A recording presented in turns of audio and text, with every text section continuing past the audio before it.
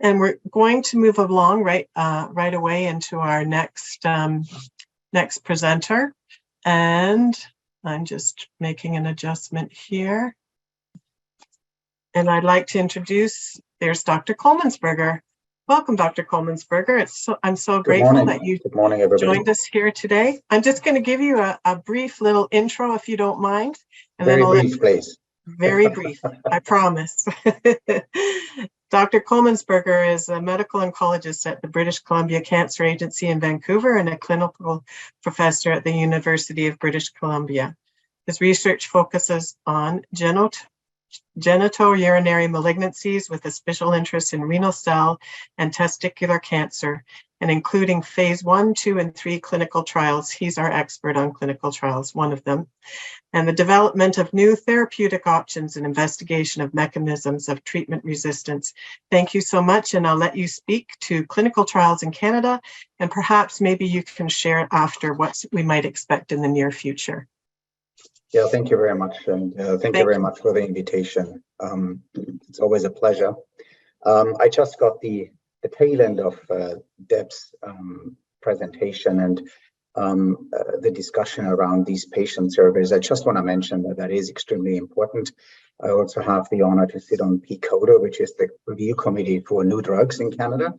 And the patient voice is something that is taken very seriously, and these surveys are an important tool to make that voice heard. So I could only encourage all of you to participate in these things, because it is extremely important when we talk about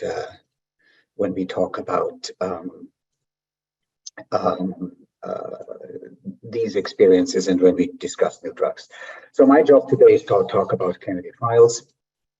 And what I want to do is to give you a little bit of an update, what is going on right now, where's the research heading, what are we doing? As you know, these are my disclosures, and this is what I want to talk about today. We're going to talk a little bit about what is on the horizon in terms of first-line treatment, second-line treatment, and beyond. Then adjuvant trials, which is something which we have seen in the last few years, but very little has emerged so far from it. And then a little bit about non-clear cell carcinoma, which is always a little bit the neglected little brother of clear cell carcinoma. And as you know, clinical trials are an important tool because this is how we make progress. Without clinical trials, there would not be any standard treatment, and that just does not just apply to cancer drugs. It applies to every drug, whether it's a blood pressure drug or anything else. All drugs go through a clinical trials program, and participation in these trials is always voluntary. And I would just say that I would encourage all of you, if you ever get into a discussion about certain clinical trials, take a serious look. In many instances, and for me, that is one of the main reasons why I do clinical trials and I offer clinical trials. One of them is the progress we have to make, but the second one is that they often offer patients additional treatment options they are otherwise not going to be exposed to. And I think that is a very elegant way to really enrich the options a patient has. So what I would like to do is I would like to talk a little bit about the trials and give you a little bit of background, how we arrived at those trials, what drove the decision to do these large clinical trials, so that you may be better able to understand how this process works and how these decisions are being made. So this is our one of the current first-line clinical trials. It is a trial which is only open for clear cell carcinoma patients, and they cannot have had any prior treatment. And what is this drug doing? It is a 3-arm drug. So patients are going to be randomly allocated to one of those 3 arms, and they are basically a TKI immunotherapy combination versus a TKI plus immunotherapy combination. So 2 triple combinations, 3 drugs versus a 2-drug combination of a TKI and a and a immunotherapy, lenvatinib pembrolizumab. Lenvatinib pembrolizumab is a combination that is currently going through the regulatory process in Canada and will most likely emerge as a competitor to the pembrolizumab axitinib combination that is already used in Canada and one of our standard first-line therapy options. Now, the third arm is a triplet which adds a drug called belzutifan, a so-called HIF-alpha inhibitor, to that double combination. What is belzutifan? If you have talked to Dr. Google and thought other information maybe on the Kidney Cancer Canada website, you know that one of the driving forces of kidney cancer is the formation of new blood vessels, angiogenesis, and the so-called vascular endothelial growth factor pathway plays the crucial role in that. And one of the crucial control points in that pathway is the so-called VHL gene. And that comes from a genetic disease called the von Hippel-Lindau disease. And sporadic kidney cancer seems to have a similar defect. And the key player in that process is a factor that is called HIF-alpha. And for the longest time, it was thought that you cannot create a drug against that and block that. And that was recently achieved. And the drug was called belzutifan. And that is now in clinical trials. And I will show you a little bit more about that. So this is a study that, let me just quickly adjust my screen here.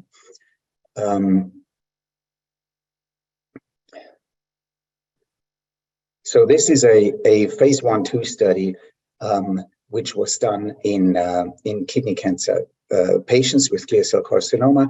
And as you know, when we do clinical trials, there are different phases to that. There's a phase 1, a phase 2, and a phase 3.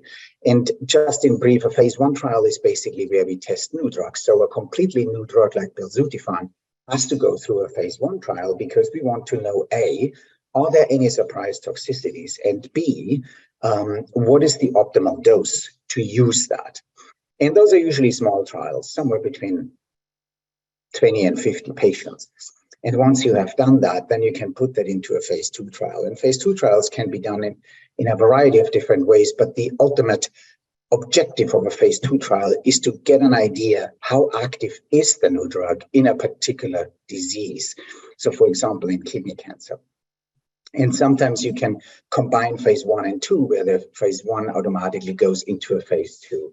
And once the phase 2 is done and you can look at the results and say, yeah, this is interesting, then you can take that to a phase 3, which obviously is usually many hundreds of patients and the direct comparison with the existing standard treatment. So this was a phase 1/2 study. And as you can see here on the left side, this is called a waterfall plot. And you can see everything that is below this line here indicates is a good response. So you can see here that there was a patient with a complete response. Every one of these columns represent one patient. And you can see here there's a number of patients who had partial remissions and then a number of patients who had minor tumor shrinkage, not fulfilling the definition of a partial remission, but still a tumor shrinkage. And on the right-hand side, you see how long the patient were progression-free. So that looked very interesting.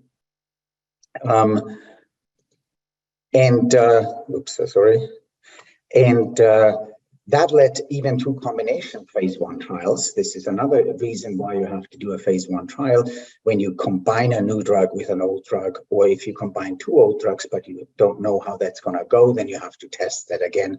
And this was a combination trial of belzutifan and cabozantinib. Cabozantinib is a drug, is a classic tyrosine kinase inhibitor like sunitinib, pazopanib, axitinib, and it's available in Canada in second and third line treatment. And as you can see here, they basically tested this drug in combination with cabozantinib and looked at whether that was A, feasible, and B, what the results were. And as you can see here, again, everything under these under this line is a tumor response, minor, PR, and CR. And you can see here that all of those results looked very, very promising in terms of activity. And that really is the reason why this drug is now tested significantly. And this combination of belzutifan and cabozantinib was also tested in patients who previously had treatment. This is the blue box down here that you can see.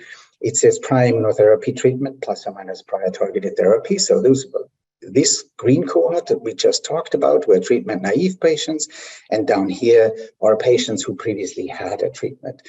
And again, even in that patient population, as you can see here, is a significant activity where most of the patients actually had some form of tumor control, if I want to use that word. That means they had no progression, they had stable disease, partial remissions, and even here, unconfirmed complete remission. So it seems a pretty active regimen. It seems to be a pretty active drug. And that is exactly what we need, because it is a drug with a completely new mechanism of action. And that is something that we need in kidney cancer. We have quite a few drugs, but a lot of the drugs are very similar. Sunitinib, pazopanib, axitinib, cabozantinib, lenvatinib, they are all from the same group, the same as pembrolizumab, nivolumab. They are all from the same group. So we want new drugs because that is something which can really significantly increase the benefit for our patients. So let me just see them.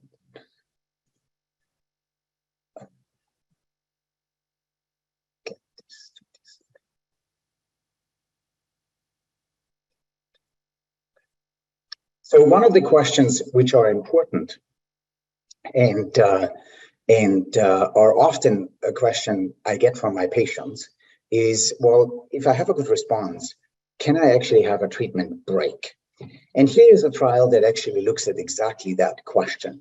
These are patients with good and intermediate risk factors, and that is based on a classification we use to categorize our patients, or better characterize our patients and help us with treatment decisions. And these are patients with good and intermediate risk, with only one adverse prognostic factor. And what that study does is basically this study treats patients for 12 months with standard therapy, and then with a PD-1 and VEGF inhibitor.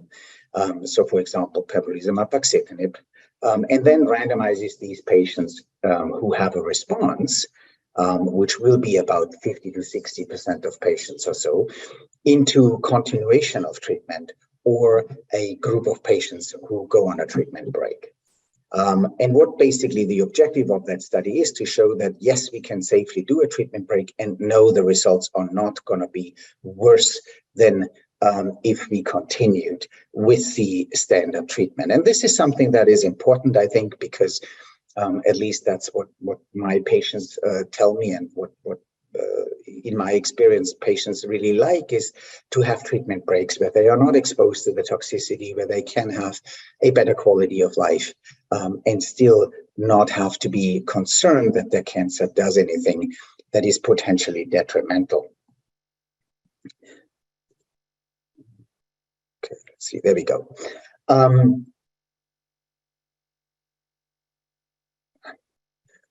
Another new drug that is currently in clinical trials is a drug called bexcinostat. And again, this is a drug that works very differently from the drugs we have so far. And this is a large trial that looks at patients who had up to one prior line of immunotherapy. And these patients are randomized to either classic pazopanib, so a drug we've had for quite a long time, or the combination of pazopanib with this new drug, bexcinostat.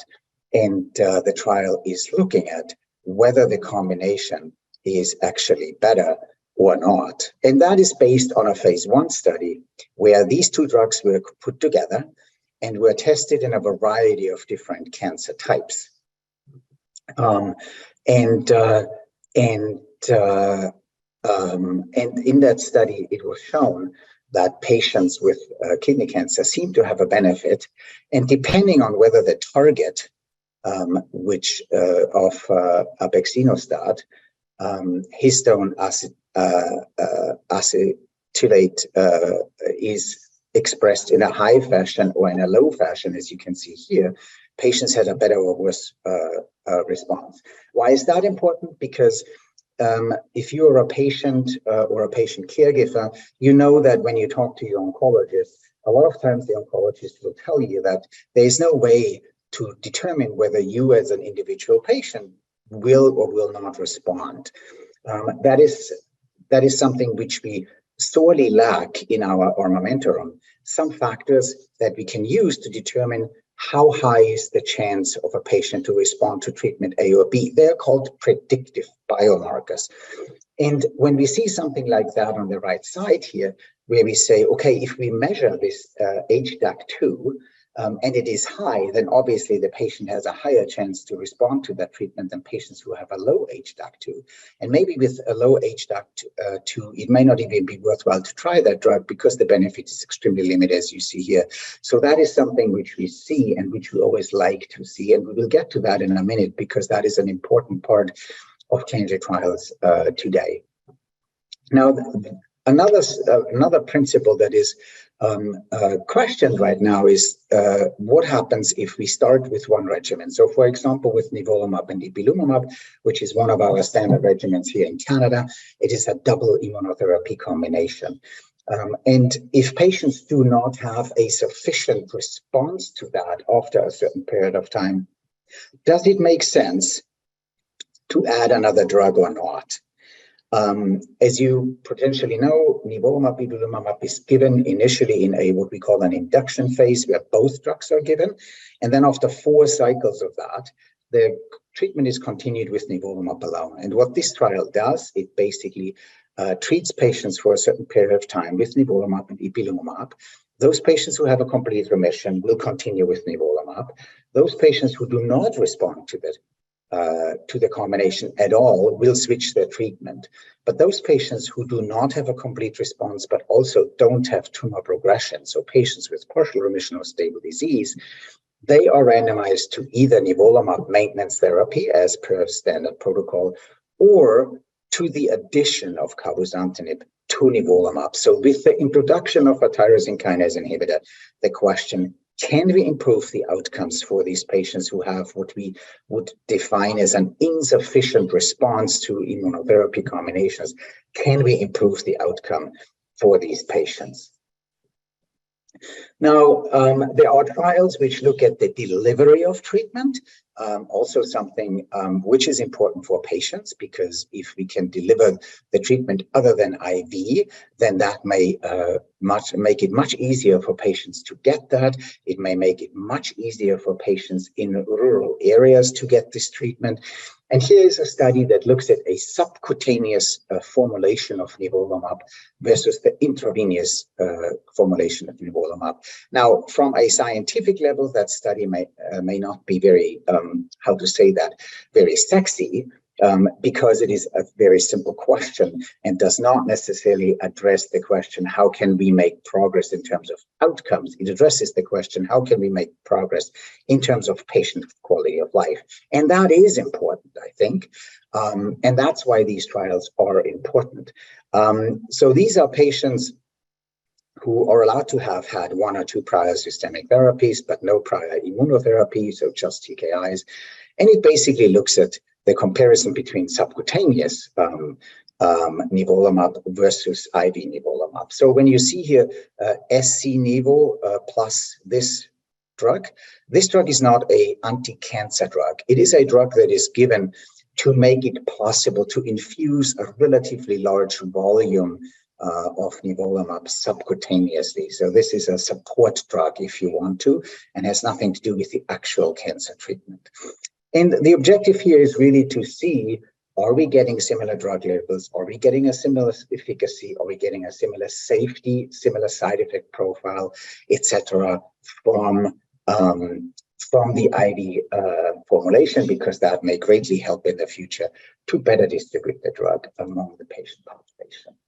So we talked a little bit about predictive biomarkers. So again, these are factors which we can measure in a tumor, in a patient, that would help us to make a decision. Is it better to treat this patient with treatment A or B? So what is a classic biomarker? You may have heard of HER2 in breast cancer. That is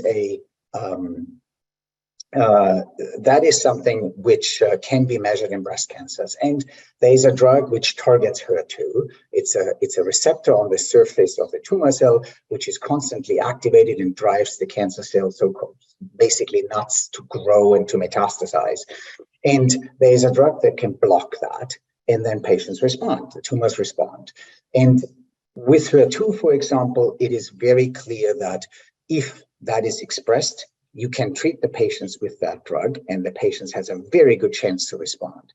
If the patient does not have this HER2 receptor on the tumor cell surface, then it makes zero sense to treat that patient, because the drug will have zero activity. That is a good biomarker. It gives us a stop or go opportunity. And in kidney cancer, we have not been able to achieve that, aka we have not been able to discover one of these biomarkers, not for the TKIs and not for immunotherapy. And now, for the first time, we have a number of investigations which have looked into these biomarkers and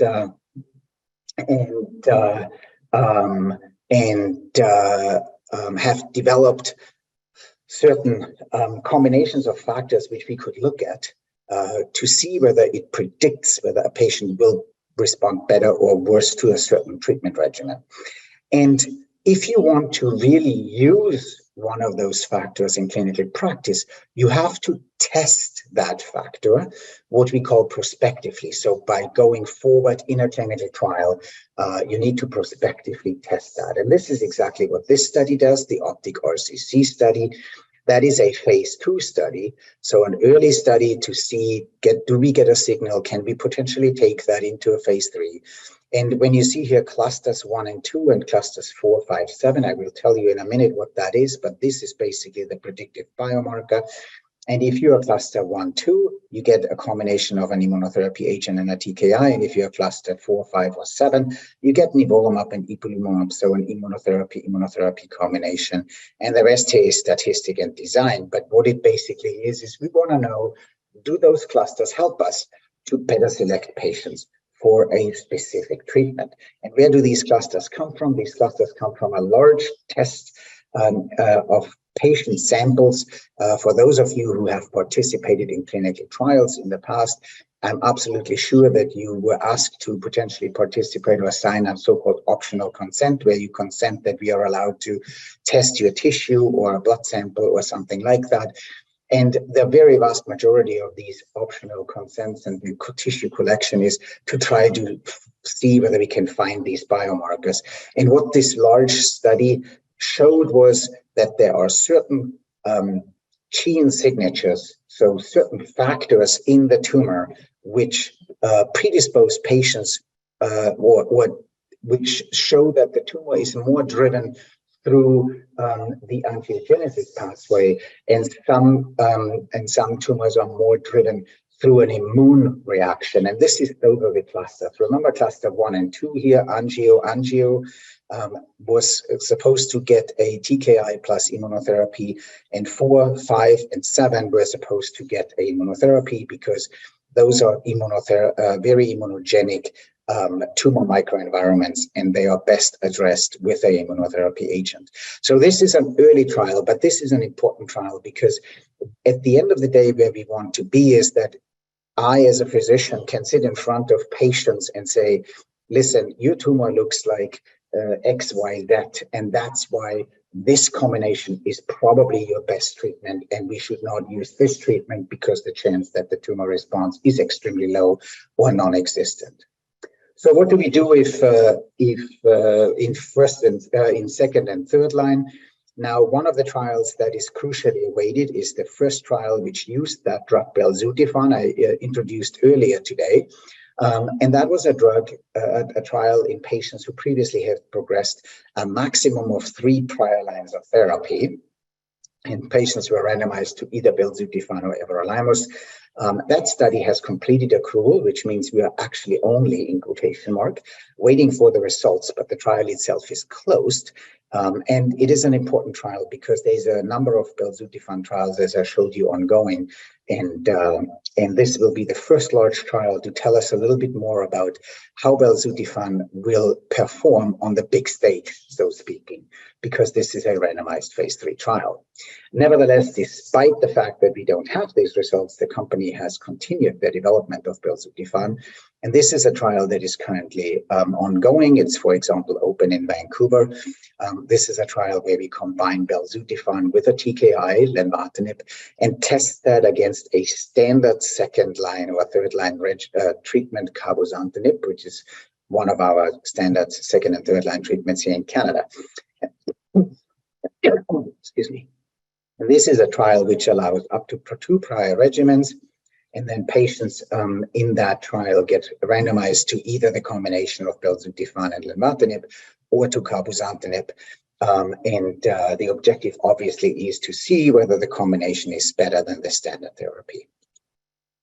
Another trial that is not too dissimilar is a trial with a combination of tivozanib, which is yet again another TKI that is not officially available in Canada, plus nivolumab versus tivozanib alone, so a IO-TKI combination versus a TKI. And that is also in patients who had 1 or 2 prior lines of therapy, and the patients have to have immunotherapy in the preceding line of therapy, and the patients gets either randomized to the combination of tivozanib and nivolumab or tivozanib alone. So this is a trial which actually will look at, is there any value to treat patients with more than just 1 immunotherapy? Can these immunotherapies be active one after the other? When we had only TKIs, we found out with these trials that yes, you can actually give 1 TKI after the other, and you still get a good activity. And that's why we do it the way we do it today, that we sequence these TKIs. And one of the questions here would be, if we sequence immunotherapy, does that hold any value, yes or no? And where does that come from? Again, there was a phase 1 study which looked at that, and that looked at a variety of different patients, pre-treated and not pre-treated. And as you can see here, the activity was quite interesting in both the patients without a prior treatment and the patients with prior treatment. And that led to development of this large trial, aiming towards to show that a combination, even in the second or third line setting, may be better than a single agent TKI, which is what we do mostly these days when we have patients in clinical practice. This is a similar trial, just different drugs. This is a combination of atezolizumab, which is another PD-1 drug, immunotherapy drug, plus cabozantinib versus cabozantinib. So this is looks at the same question, TKI versus TKI plus immunotherapy, and similar inclusion criteria, 1 or 2 prior lines of therapy, and the immediate preceding therapy must be an immunotherapy. So similar question, different drugs, but it's always good to have several trials because that gives us the most opportunity to learn from that. And again, that was similar here. It was a phase 1 study, as you can see here, and again, similar good activity. Everything under this line, again, is a response or tumor control, and that sparked the interest in putting that into a randomized phase 3 trial in order to speed up the development of these drugs. There's a number of other things in development, and I don't have time to talk about them in detail, but there are so-called CDK4/6 inhibitors. They are already standard of treatment in breast cancer, for example, and they are now also tested in kidney cancer. And there's a number of other drugs ongoing, novel TKIs, other immunotherapy agents that will hopefully help us to increase our toolbox to help patients with kidney cancer. Now, a different situation is the adjuvant situation. So that's the situation where the tumor of a patient is removed completely, and then treatment is given to diminish or to reduce the risk of recurrence. And we've had a number of immunotherapy, of TKI adjuvant trials, and really none of them has shown a benefit. So if you give TKIs for 6 to 12 months after nephrectomy, that doesn't really help in terms of overall outcome. But with immunotherapy, we tried now as well to do that. And so far, the results are a bit conflicting. We have a few negative trials, and we have one positive trial that was just reported. But what this trial does, again, it tries to build on that and tries to expand on that, and combines this new drug, belzutifan, with pembrolizumab, with the immunotherapy versus pembrolizumab alone. Pembrolizumab as an adjuvant treatment is the trial that showed a benefit for patients in terms of disease-free survival. So patients remained disease-free longer when they were treated with pembrolizumab in that former trial. And now this trial tries to improve on that by adding another drug to the pembrolizumab and to try to improve those results. And this is a different adjuvant trial where they look at different immunotherapy combinations with, again, different drugs, a drug called durvalumab, which is not too dissimilar from pembrolizumab and nivolumab, and another drug that is an immunotherapy drug. So those are large trials, and they are currently ongoing, and hopefully will help us better to determine whether adjuvant treatment with immunotherapy is something that we should do or should not do. What about non-clear cell carcinoma? This is about 20% of patients, and the most common subtype of that is papillary kidney cancer. And unfortunately, it has been in the past very difficult to do trials here because this is a rare tumor subtype. And in clinical practice, we basically treat non-clear cell cancers the same way we treat clear cell cancers. That's not a particularly good way to do things because they are biologically different tumors, but that's unfortunately the only we have. But over the last few years, there has been a lot of progress, and we have started to all work together and try to design bigger trials to find better answers. And this is one of those attempts. Where we on an international basis try to look at a combination of a drug called savolitinib, which is a very specific drug that targets a certain mechanism in papillary renal cancer cells, plus durvalumab, which is an immunotherapy agent, versus sunitinib, which is used a lot as standard treatment in these patients versus an immunotherapy agent alone. And those are the kind of trials that will help us to determine and to improve the treatment of these rare patients, because they will allow us to make decisions to say A is better than B. And this is a similar one, the PubMed-2 trial, also in papillary kidney cancer, which looks at a combination of cabozantinib plus atezolizumab, so TKI plus PD-1 inhibitor, versus cabozantinib alone. Cabozantinib is particularly interesting in these patients because papillary kidney cancer has a certain a number of papillary kidney cancer patients have a certain defect or a certain mutated receptor in their tumor cell that is, among others, targeted by cabozantinib. So that is a trial that is also very interesting and is currently ongoing for these patients. And that was really based on this trial where they looked at different options and found that cabozantinib was better than sunitinib, and that formed kind of the basis of why these trials were developed in that way.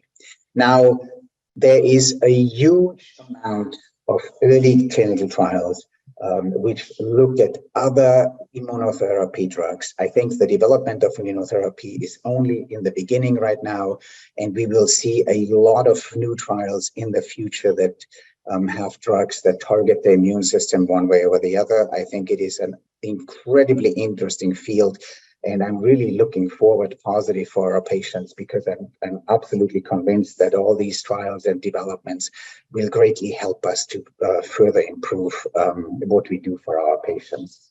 And with that, really in conclusion, I think we are very lucky in kidney cancer. We have made a lot of progress through clinical trials. They are very important. And we are currently optimizing and personalize these regimens by using biomarkers, etc. We have new drugs coming that will hopefully help us to better define and better treat our patients. Thank you very much. Dr. Kommensberger, thank you so much. That is very encouraging and very informative. I know we have questions from our audience. Would you mind answering a few? Absolutely. I'm sure that we're all just kind of going, trying to absorb all this information, and it all does sound so positive for kidney cancer patients. I have a question that generally what type of or trial of treatment would you recommend for a ccRCC patient who has progressed after first-line IO TKI treatment? And I see guess the we'll question answer that generally rather than personally.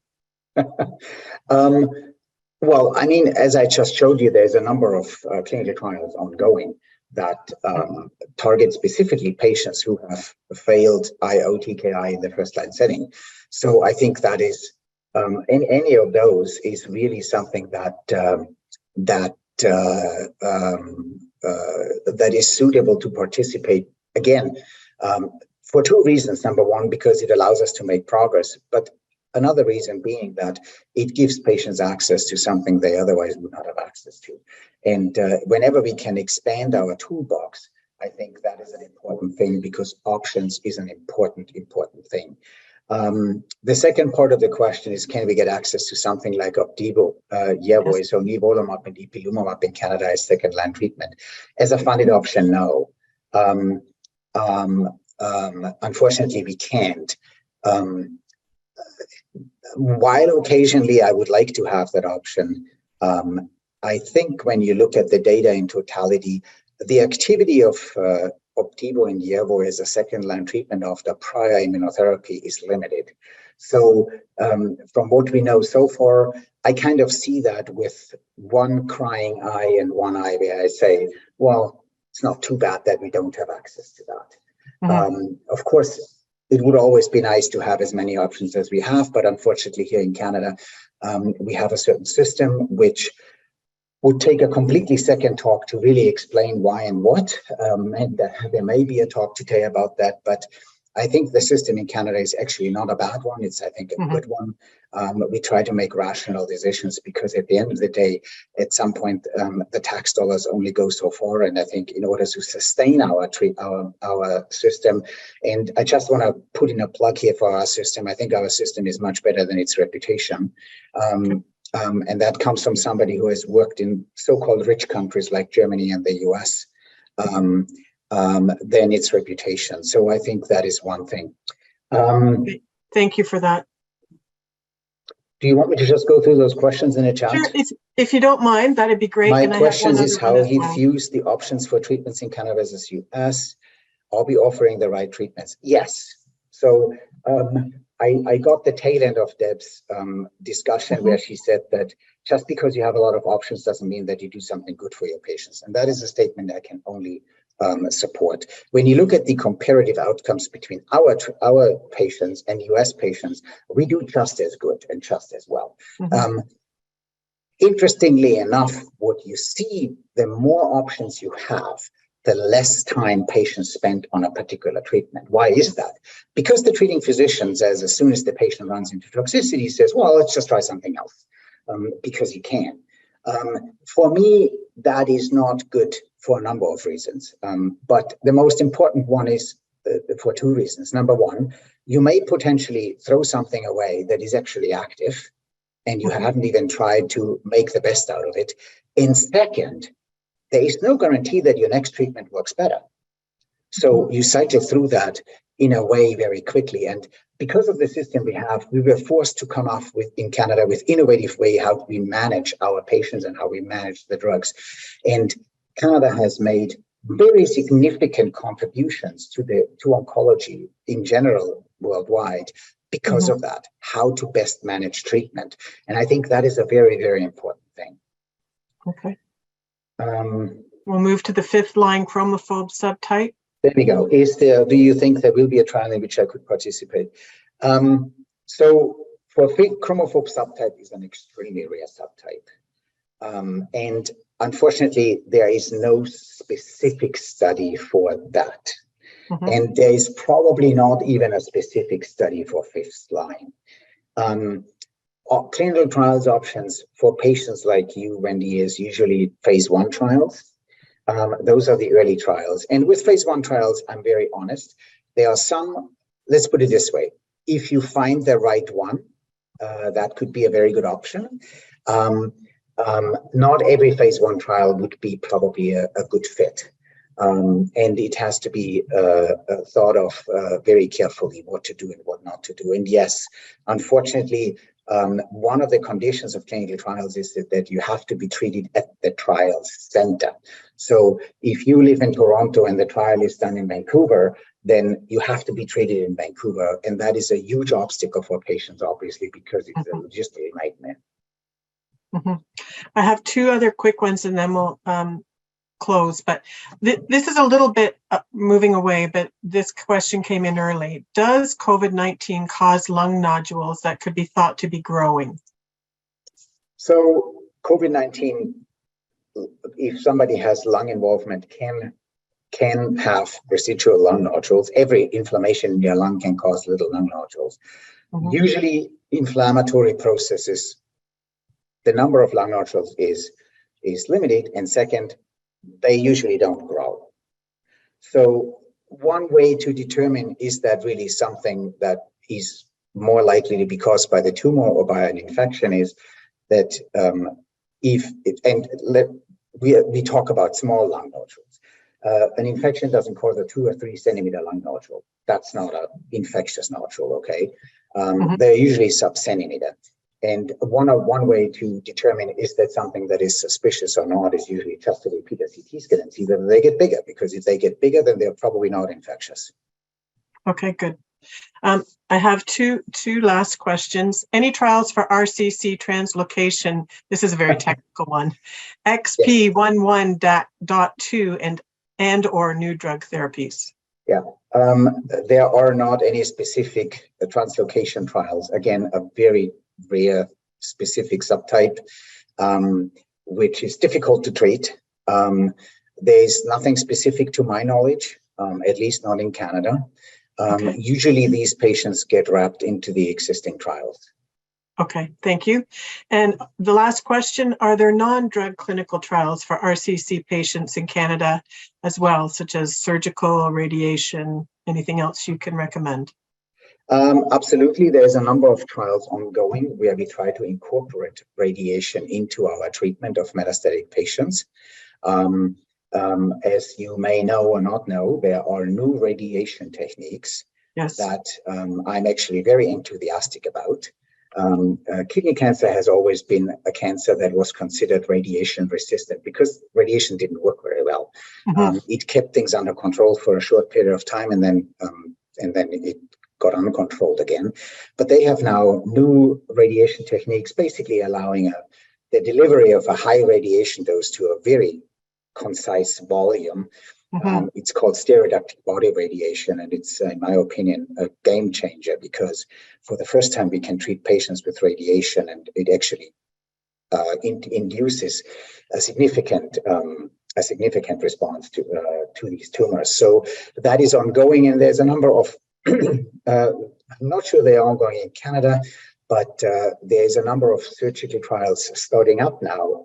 Again, asking the question, for example, one of the questions they're asking is, in patients where the kidney has not been removed initially, does it make sense to remove the kidney later on if patients have a good response to one of our treatments? Those are very important questions, and I cannot overemphasize enough how much the treatment of metastatic kidney cancer patients is a team sport. It is a multidisciplinary team sport. You need a surgeon, you need a radiation oncologist, you need a radiologist, you need a nurse, you need all the team members to optimize outcomes. Okay, great. Thank you. I'm going to leave our questions now. There are a few that have come through, and we will do our best to, we have recorded your questions and we'll do our best to get you the answers. But for the sake of time, we do have to move on. And I am so grateful, Dr. Coleman-Sberger, for you joining us and your continued support, because we do appreciate that you are always open to our questions and are always supportive. So thank you for joining us today. My and I pleasure. hope you Thank you very enjoy the much and rest of have a your good day. Sunday. Thank you. Thank you.